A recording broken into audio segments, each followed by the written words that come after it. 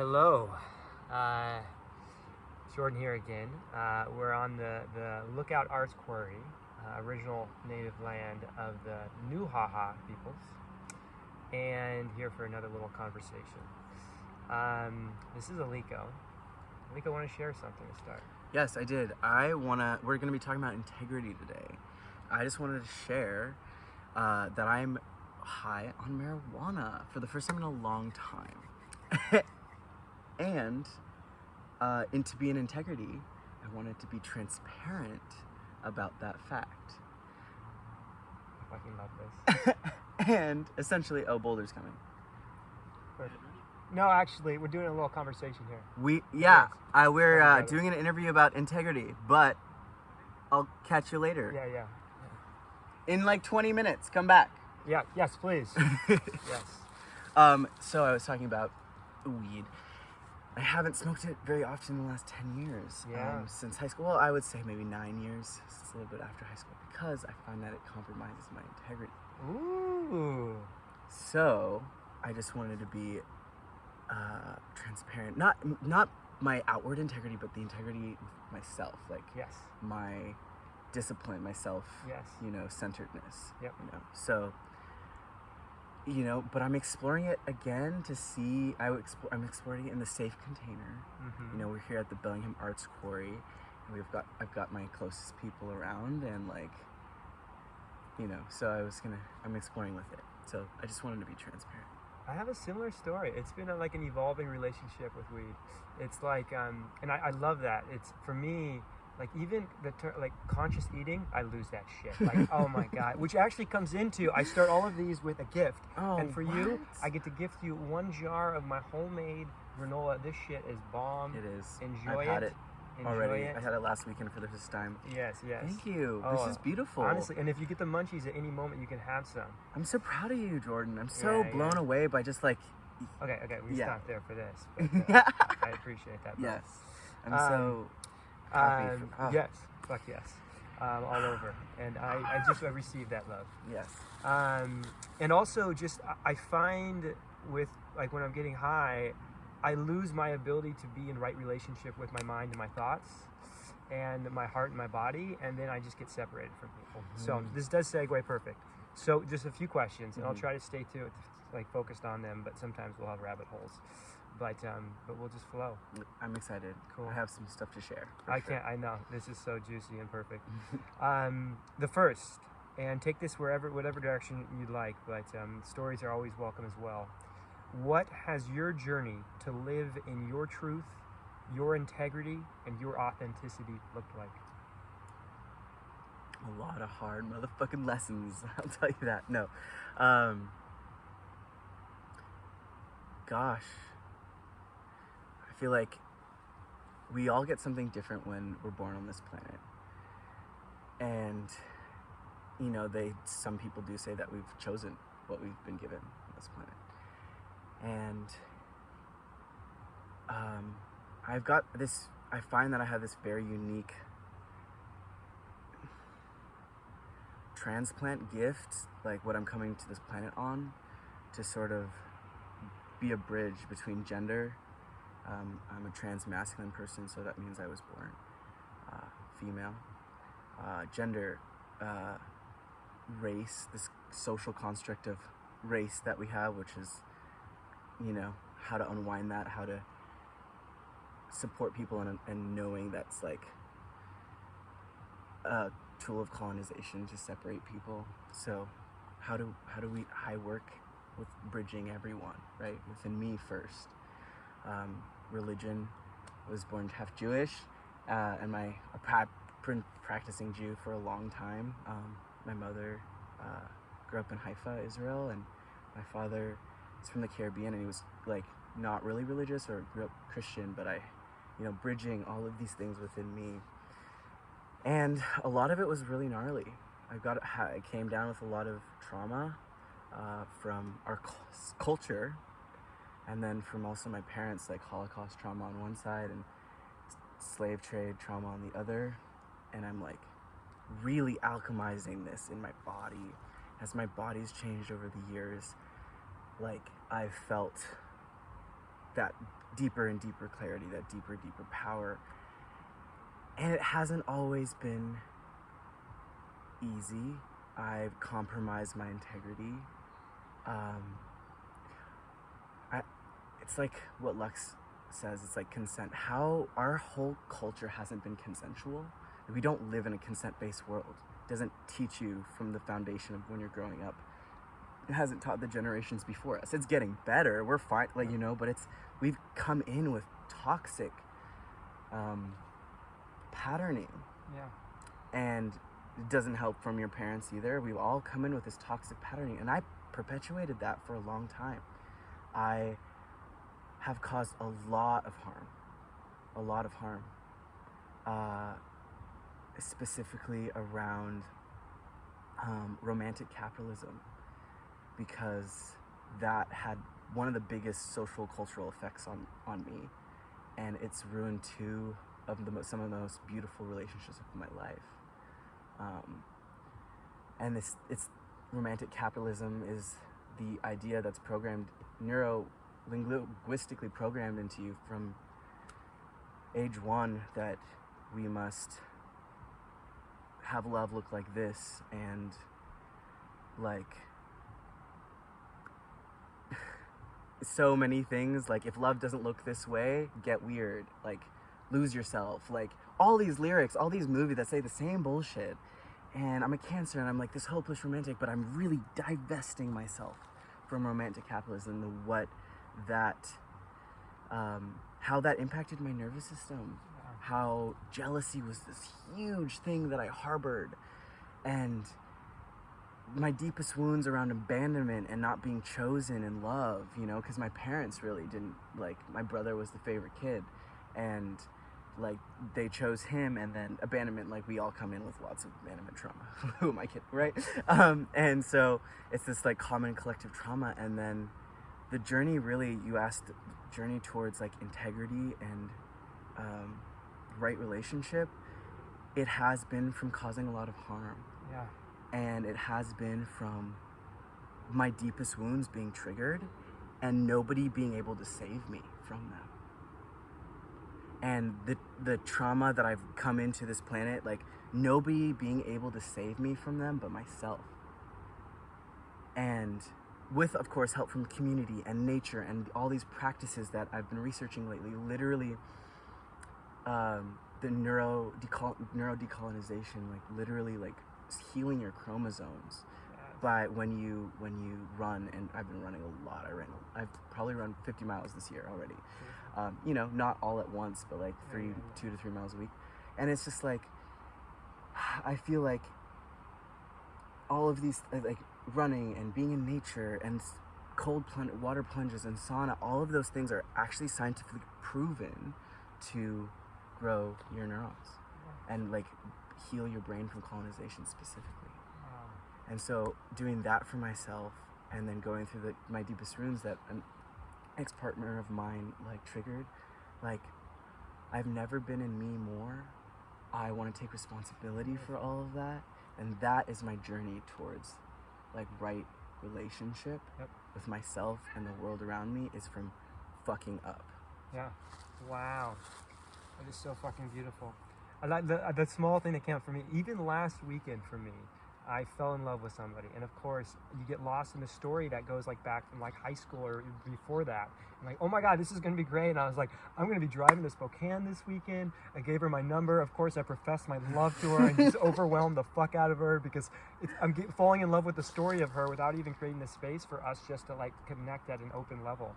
And like I even, the last night we had a moment, and this is a little more of a vulnerable share, where she was cuddling with someone else as well as cuddling with me, and kind of flowing between, and it was really beautiful, and I felt triggered by that. Yeah. That is a space for me to heal, to live in integrity with myself, so I can show up in a relationship the way I want to. Yes. And like that's the type of work that we're talking about. And this is it. This is you're like, it's, you can know it conceptually too. This is what I found out in the last 6 months, because I've literally, like, my current beloved, I'm not even calling them my partner, because I feel like that ties my life too much together with them. So divesting, even though we feel like, but we're just not even using the language. Like, what is this neuro-linguistic programming that has tied us to one another? Yes. You know what I mean?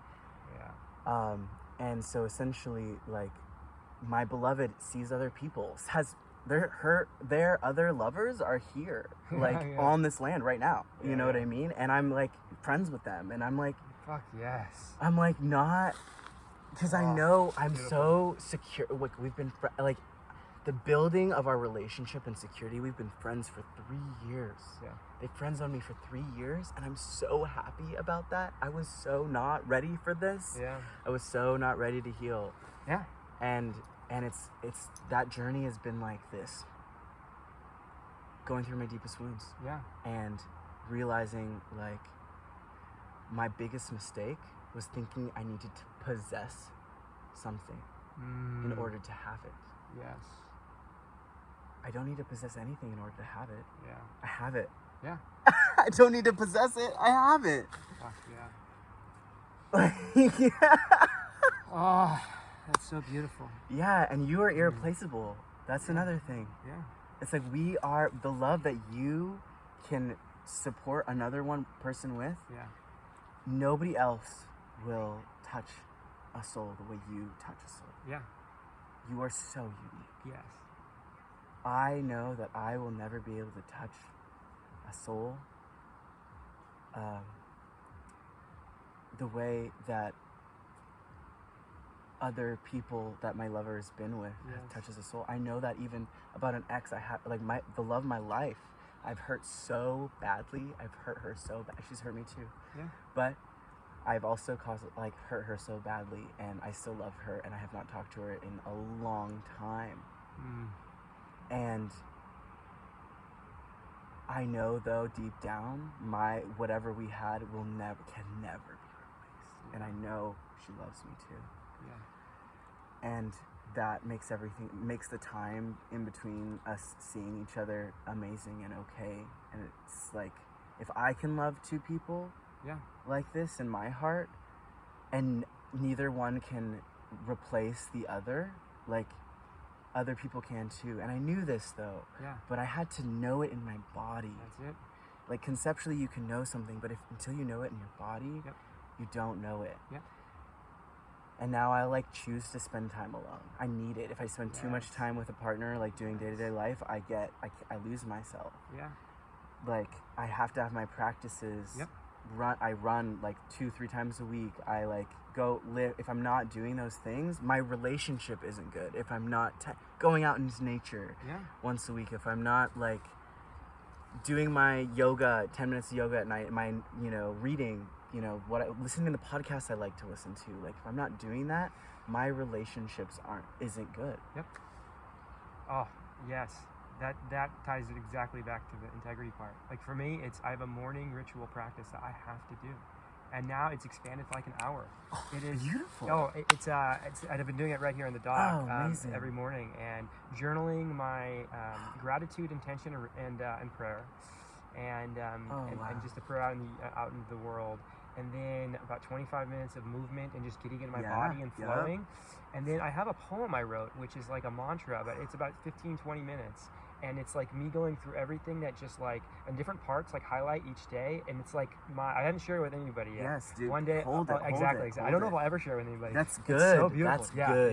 Yeah. That's good. Keeping your stuff. Yes. Yeah. Oh, so many people go through stuff, and then they share it in a way, and it becomes a story for others, instead of letting it just be what it's meant to be for you. And so I feel you there. And then, it's that healing really only happens in our body, and then it's practiced in our relationships, and that's when it becomes actualized. Yes. And so, like, that is, like, the thing right there. And I'm so grateful. Like, my ex triggered me to heal all of these little the systemic oppression of romance capitalism. Yeah. It's systemic oppression. Yes. That says that you need to do this, and it should look like this. And every relationship goes through these steps. Yes. And it's control, and it's like this, and then this, and yeah. Yep. Oh, I can't. wow. It's out. It's like, fucking juicy. Because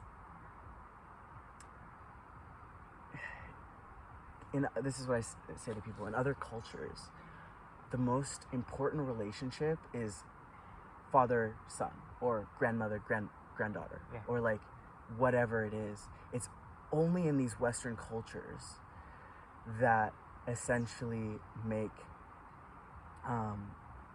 your romantic partner the highlight ideal thing that our whole culture wants and needs. It's only in Western culture. Yep.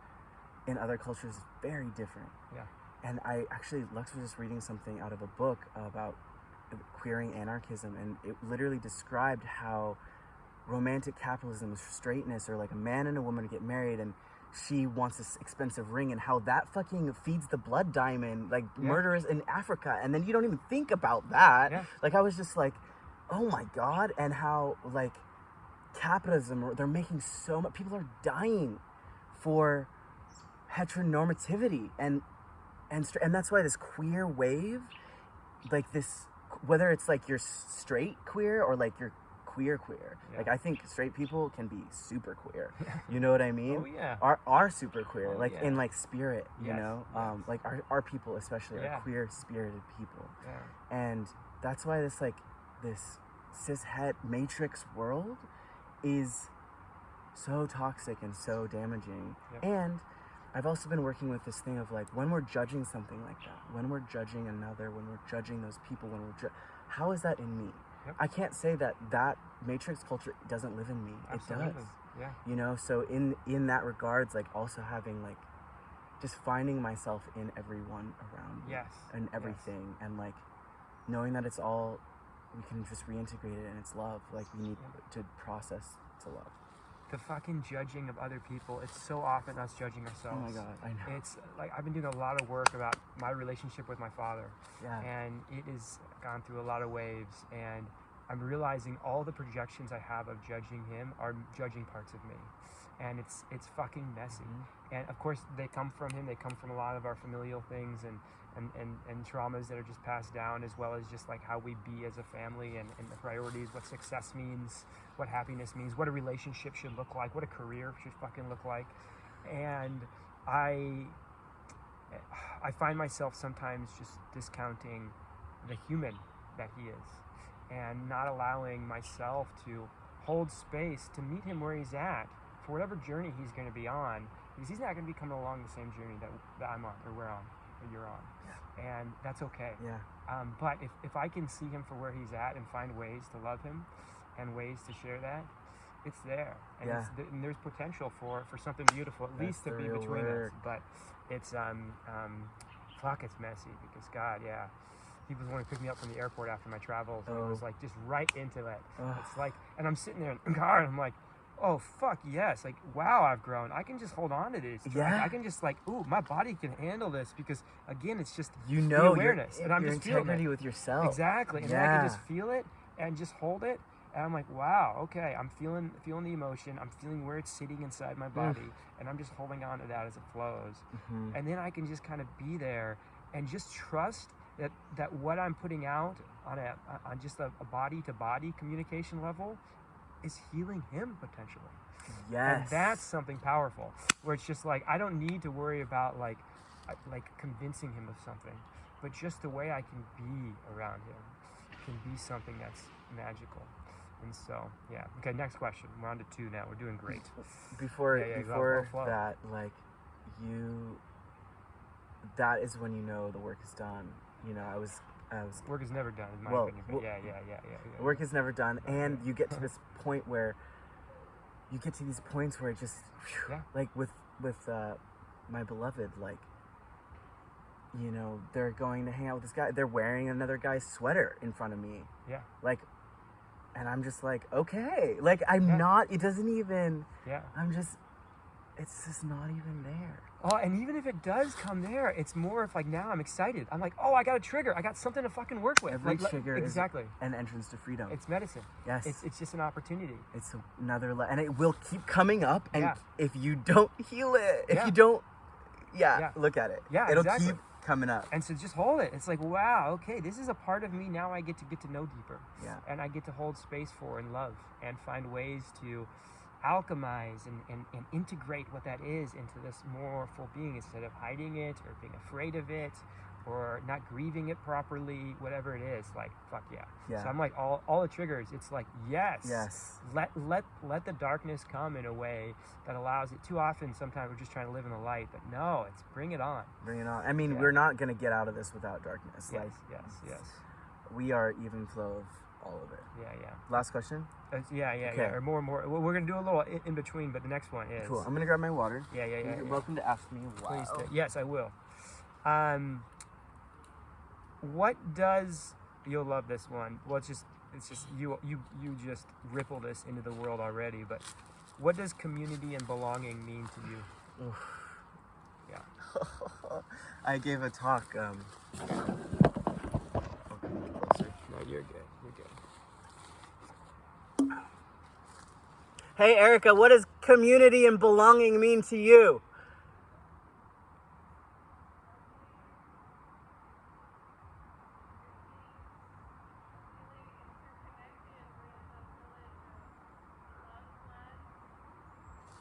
Like right now. Love you. Feeling interconnected with a village of loved ones. Lots of FOMO all the time. Lots of FOMO all the time. Even though I did hear the term last week. JOMO? JOMO. I think it was Luke Graham. Yes. JOMO. Joy of missing out. Lux has said that to me before too. Yeah, yes. That's Luke great. Graham, that's a good guy. So what does community and belonging mean to you? It means like reaching for your people sometimes, you know? It means like, you know, hey, do you want to sit down and have this conversation? Yeah.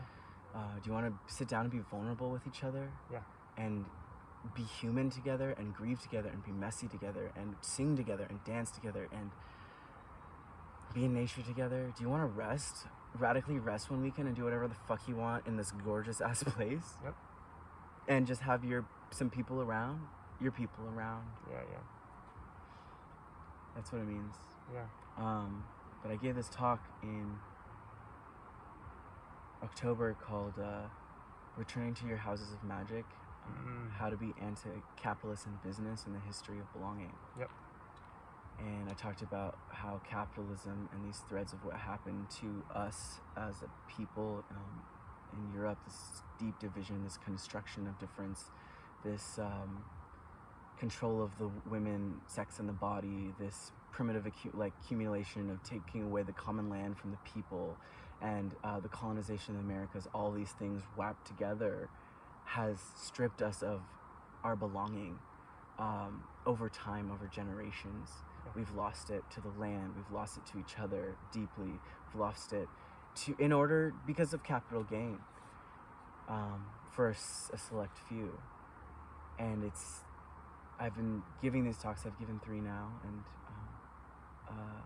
I'm excited to see my career evolve into teaching about the history of capitalism and weave it into so many things, neurodecolonization, like all of it. That's where I'm going. I'm excited. And essentially like how restoring, I've been saying every single act of love towards yourself and another is reparations. It's deep reparations from a system that has impacted all our bodies, no matter who you are, black, white, gray, green, fat, skinny. It has impacted your body, you. And we cannot find connection when we don't see that in another. Yes. Yeah. And this, part of this journey has been divesting from militant social justice culture as well. That's been like, you're wrong, bad, terrible. Like, if you make a mistake, if you don't know what you're doing, you hate. And I take that's a way I've caused harms. I've perpetuated militant social justice culture. Why? I have compassion for myself because I was in so much pain. Yeah. People are in so much pain, and when we're in our pain body, we cannot find a through line of compassion and understanding for another. Yes. And what I did was I sat with my pain. Yeah. And it was only me, and I had some support actually. Shout out to Hector and some other folks, friends, and Shimada, like Lux, and these people who were able to hold my pain. There was such a unique flavor I got in this lifetime of being a person of color, being Black, being Jewish, you know what I mean? It's just such a unique flavor of on top of romantic capitalism, it's such a unique flavor of pain, and I was able to just sit with it and be with it. Yeah. And I, like, went through, and on the other side, I found compassion for everyone. I found myself in everyone. Yep. Wow. And the world broke because we went like this. We saw ourselves in another and went like this. And belonging in community, it doesn't exclude anyone. The indigenous people did not. Everyone mattered. Everyone belonged. And I see that and this ego thing we trip on is like, oh, I'm better than you. Oh, like even Jesus hung out with everyone. He saw himself in everyone. We are all of it expressing itself. We are everyone. Yeah.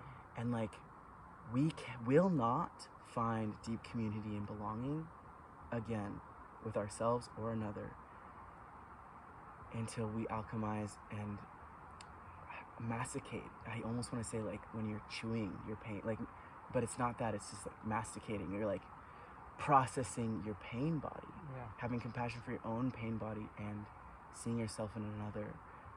Oh, that person's like that because capitalism has impacted them that way. Oh, white people don't understand because capitalism has impacted them that way. Oh, this person is this way because look at how the impact. I have so much compassion for that. Oh my God, can I hold you? Yeah. Wow. So this ties in the end question, which is weaving the first two, which ties into that perfect part, compassion for yourself. It's how do you integrate the self-sovereignty, the being true and living in your integrity in relationship and community, and how is that molded? How has that journey been? Because that's it for me. That's the idea of getting us to healthy, true interdependence that's not sacrificing ourselves to be in relationship with others, but weaving it all together. And you touched on so much of this already, from the personal practice in space to seeing yourself in others, but just curious if anything on else a community level. This is a great question. I had an interview with, actually another one with someone from Yale. I would love. He was at. Yes. I was interviewed by him too. Yes. Neo-indigeneity. Yeah. Neo-indigeneity. Yes. Neo-indigeneity. Yes. Yes. Oh my God. I loved that term. Yes. Dude, that's it. Dude, he just interviewed me in Gas. Good. I'm so glad. And I'm so glad. We talked about community for a while. I was about to be like, I'm gonna introduce you. This is good. Oh no, it was great. Yeah. I was just like, fuck. Zach is awesome. Zach, it was just like, when he said that word, I was just like, because I've been thinking a lot of like, we are the remembering and the reimagining, and it's like we're the children and the elders. And that holds it. Like yes. Neo-indigeneity. It's this yes.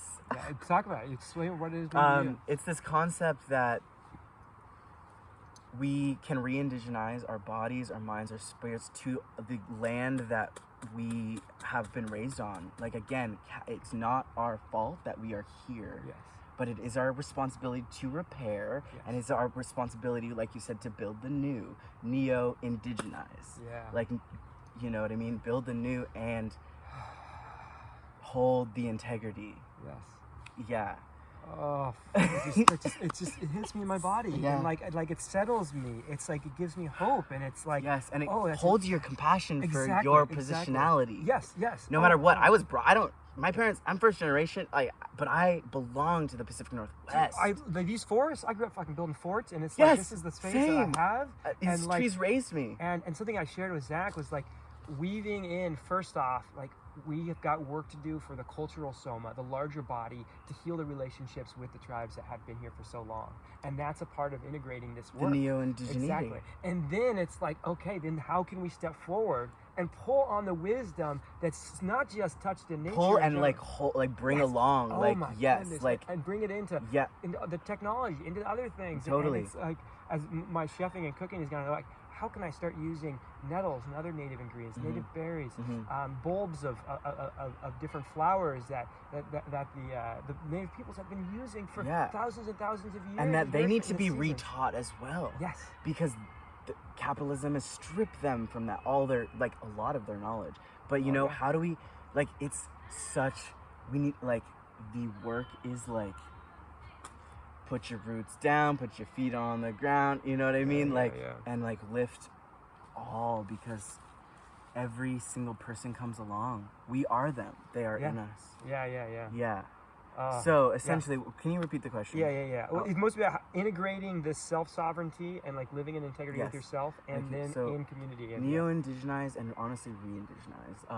Lux is reading an amazing book called Rekindling the it's Indigenous Heart or something. I don't know. It's such a good book. I've read some chapters of it. Remember the author?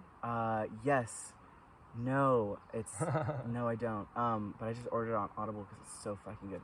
Interview them; they're gonna tell you about it. But it goes through all of these concepts, like humor and laughter and competition and food, like different little nuances of relating throughout the whole book, and has the indigenous perspective on each one of them. Wow. And they know, like, it's already here, and it's eldership, and we have our practices, right, and we're getting right with ourselves. And how do we bring that to community? Like, community practices.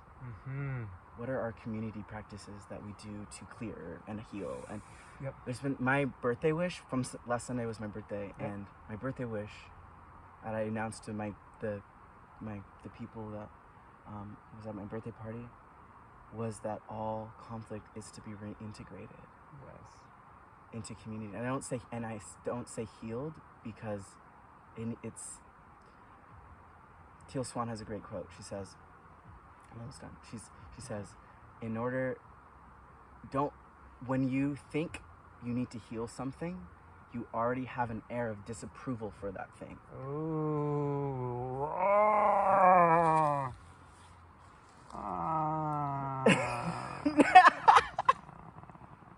I love that. I know, me too. Wow. Yeah. So it's all about reintegration. Yeah. Fuck, that creates so much space just by shifting that perspective into something that is holding of just the compassion in it all. Just, this is it. This is existence. This is the moment that we're in, that we're walking Everything through is in this perfect. body. Yeah, exactly. It's divine. It's divine. It's meant to be. Yes. And it's happening for us, for each of us.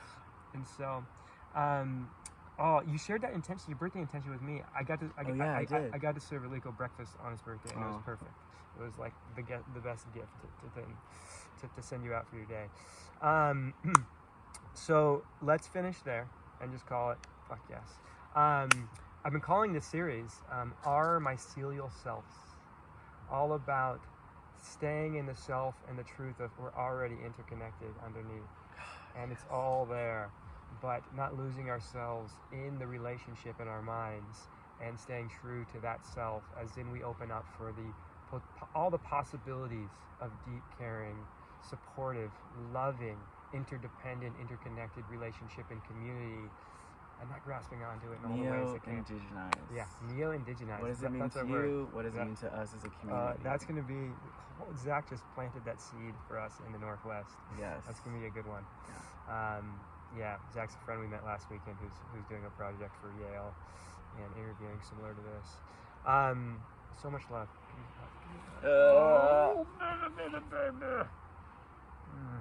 Yeah. Okay. We did it. We did it. Thank you. You